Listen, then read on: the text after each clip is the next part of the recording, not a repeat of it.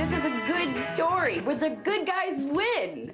Back in November of 2011, New York City police raided the Occupy Wall Street encampment that was set up in Zuccotti Park.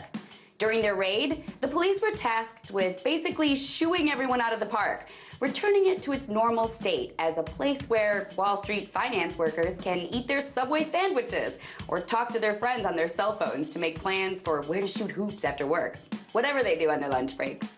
Anyway, during the raid, the police took their instructions to empty the park to heart, clearing everything out. Now, when the police have to remove a citizen's property, they are supposed to adhere to established procedures to protect the legal rights of the property owners. There are legal, carefully outlined procedures for the removal of property. But when the police emptied Zuccotti Park, they just hauled everything off in a bunch of trucks, and then they destroyed a lot of the occupiers' belongings. And do you know what the occupiers did as a result? In a surprising move, they actually sued the city. And guess what?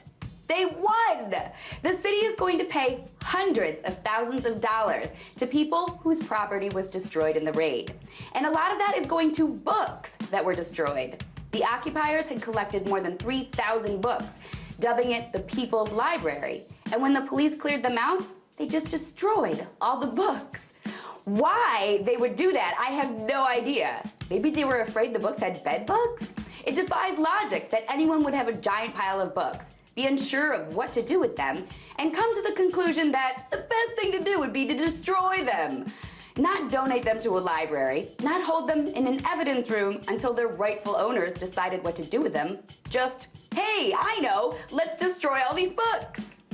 Why they did it, who knows? And even the city admits that that was basically a stupid thing to do and are paying out 47,000 bucks just for the People's Library alone.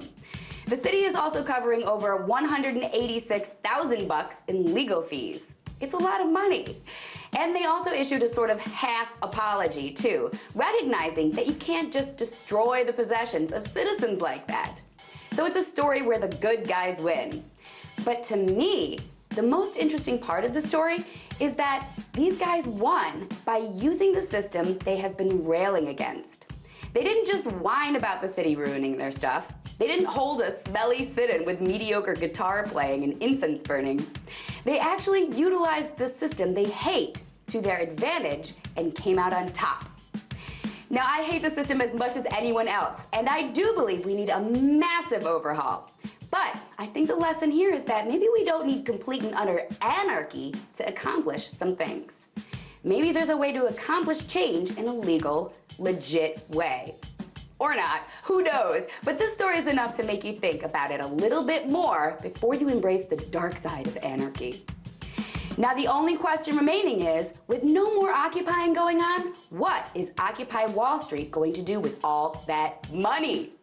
Hopefully they'll put it toward making real, meaningful change.